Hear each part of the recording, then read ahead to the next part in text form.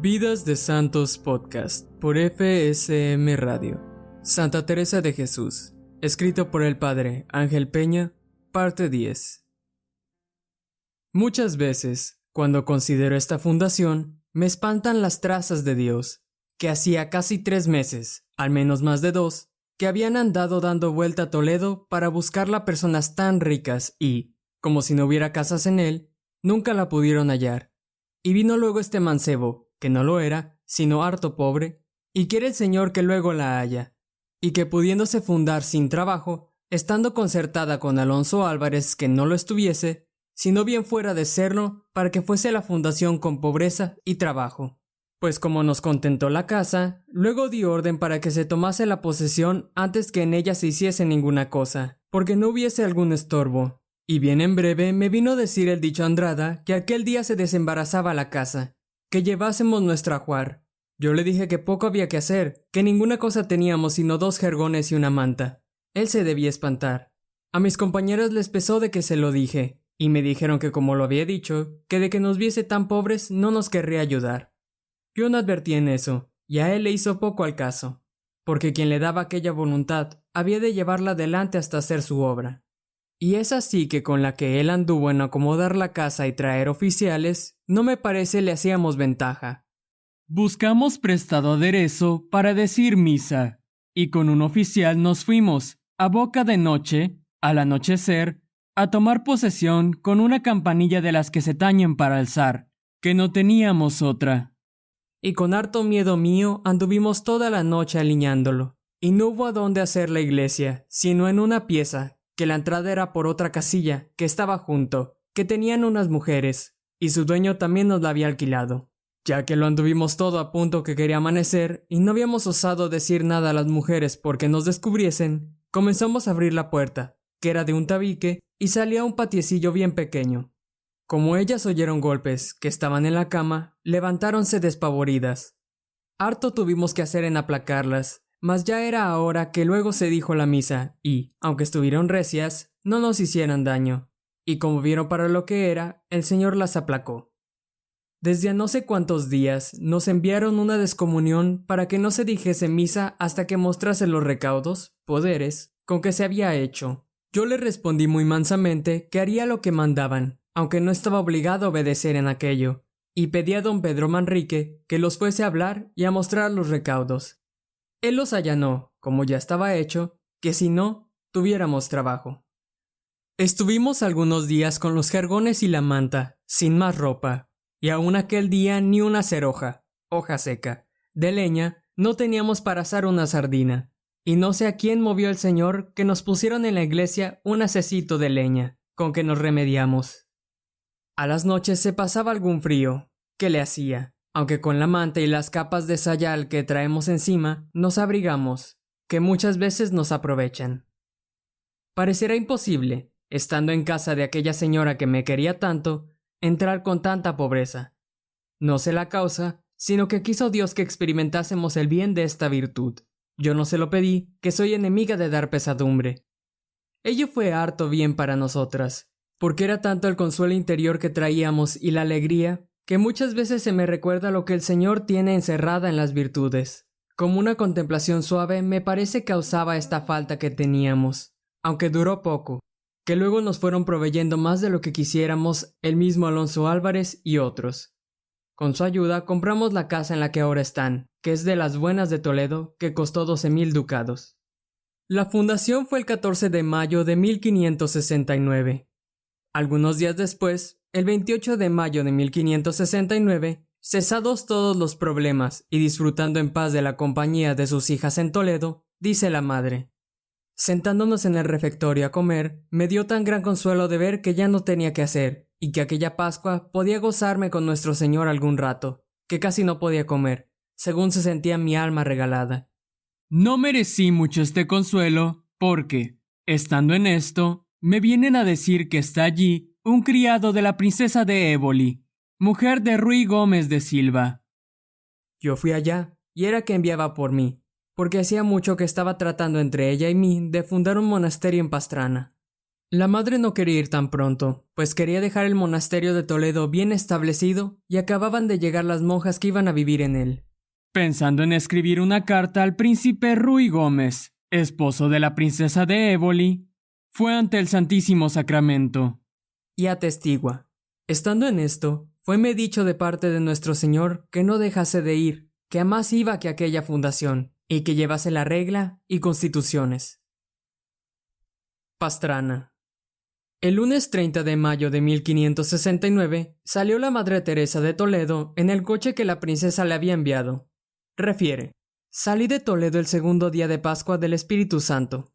Era el camino por Madrid, y fuímonos a posar mis compañeras y yo a un monasterio de franciscanas con una señora que le hizo y estaba en él, llamada doña Leonor Mascareñas, aya que fue del rey, muy sierva de nuestro Señor, a donde yo había posado otras veces por algunas ocasiones que se había ofrecido pasar por allí, y siempre me hacía mucha merced.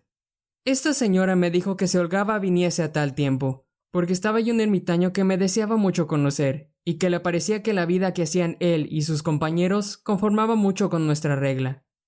Yo, como tenía solo 2 frailes, vínome el pensamiento, que si pudiese que éste lo fuese, que sería gran cosa, y así la supliqué procurase que nos hablásemos.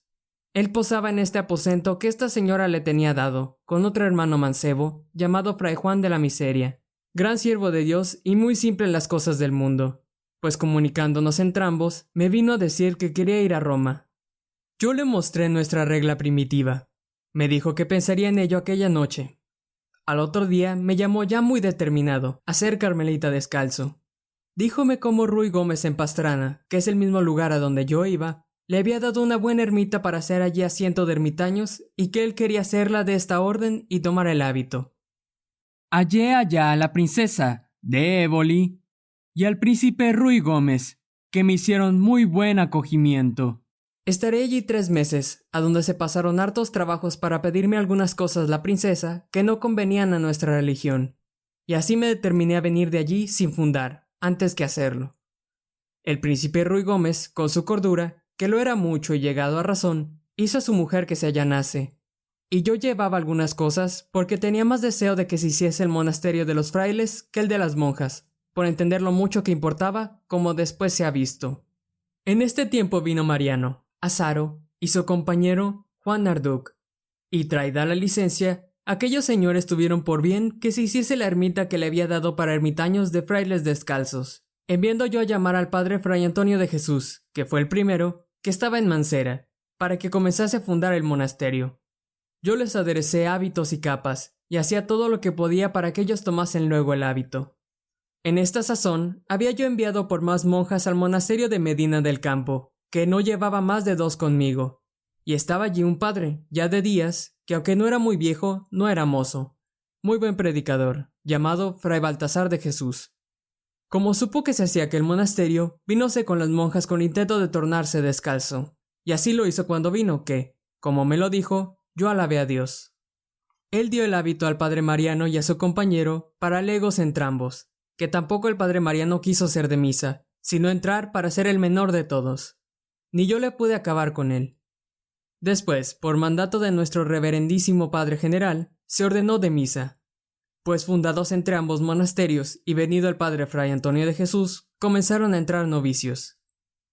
Estuvo el monasterio allí de ellas en mucha gracia de estos señores y con gran cuidado de la princesa en regalarlas y tratarlas bien, hasta que murió el príncipe Ruy Gómez, que el demonio, o por ventura porque el Señor lo permitió con la acelerada pasión de su muerte, entró la princesa allí monja. Con la pena que tenía, no le podían caer en mucho gusto las cosas a que no estaba usada de encerramiento, y por el Santo Concilio, la priora no le podía dar las libertades que quería. Vínose a disgustar con ella y con todas de tal manera que, aun después que dejó el hábito, estando ya en su casa, le daban enojo, y las pobres monjas andaban con tanta inquietud que yo procuré con cuantas vías pude, suplicándolo a los prelados que quitasen de allí el monasterio, fundándose uno en Segovia, como delante se dirá, a donde se pasaron, dejando cuanto les había dado la princesa y llevando consigo algunas monjas que ella había mandado tomar sin ninguna cosa. Las camas y cosillas que las mismas monjas habían traído, llevaron consigo, dejando bien lastimados a los del lugar. Yo, con el mayor contento del mundo de verlas en quietud, porque estaba muy bien informada que ellas ninguna culpa habían tenido en el disgusto de la princesa. Retirada de Pastrana. Las descalzas de Pastrana no podían soportar las vejaciones de la princesa de Éboli. El 29 de julio de 1573 había fallecido su esposo Ruy Gómez y, en un arranque de exasperación, había decidido ser monja descalza, haciéndose llamar Sorana de la Madre de Dios. El padre Mariano tuvo que quitarse el hábito para dárselo a la princesa, que quiso ponérselo delante del cadáver de su esposo. La comitiva funeraria, con la princesa vestida de monja y con un hábito de fraile, llegó al convento de Pastrana a las 8 de la mañana del 31 de julio. En el convento le cambiaron el hábito que llevaba de fray Mariano por otro de monja. También su madre tomó el hábito y pidió que les dieran el hábito a 2 doncellas que llevaba consigo. Además, exigió tener 2 empleadas seglares que la atendieran, y para colmo, ella misma tenía 5 meses de embarazo. Mandaba a las monjas como si fuera la priora y quería que las religiosas le hablasen de rodillas. Todo parecía un teatro dramático de una persona desequilibrada. Estas actitudes de la princesa llegaron a oídos del rey y dio orden de que saliese del convento y viviese en su palacio. Esto ocurría a principios de 1574. El 1 de abril de ese año, 1574, salieron las religiosas de Pastrana por orden de la Madre Teresa para que fueran al convento de Segovia, donde llegaron el 7 de abril. Las peripecias de esta retirada de Pastrana las cuenta el padre Julián de Ávila en su libro Vida de Santa Teresa y en el proceso de canonización. Refiere: desde Segovia me envió a mí y a otro hidalgo que se llamaba Antonio Gaitán para que trajésemos a todas aquellas monjas, que debían de ser 15 o 16, y que muy secretamente se consumiese el Santísimo Sacramento, y sacásemos las monjas con la entrecasa que ellas habían llevado, y lo demás que se quedase, dejando el monasterio del todo deshecho. Así llegamos a Pastrana lo más secreto que pudimos, y hablamos a la priora, que era Isabel de Santo Domingo, y ella, que no estaba descuidada ni poco deseosa de verse salida de allí, concertó con quien nos diese 5 carros en que viniesen las monjas y algunas alhajas que ellas debían haber llevado, y puesto todo recaudo, se consumió el día antes el Santísimo Sacramento, y concertamos de salir a medianoche, sin que la princesa lo sintiese, y así lo hicimos, tomando 5 carros que entraron de noche en Pastrana, y como ya teníamos prevenido, a la medianoche sacamos las monjas en procesión con el mayor silencio que pudimos. Pero no fue tanto que se pudiese del todo encubrir a la princesa, y envió a su mayordomo a impedir la salida. Pero como ya lo teníamos en tan buen término, concluyóse con algunas voces y quejas del mayordomo. Marchamos aquella noche hasta llegar a un lugar que no fuese de su jurisdicción, y porque no nos faltase peligro de la mar y de la tierra, al 2.o 3.er día de camino habíamos de pasar un río, que entiendo que es el que pasa por Alcalá de Henares. Pásese con un barco.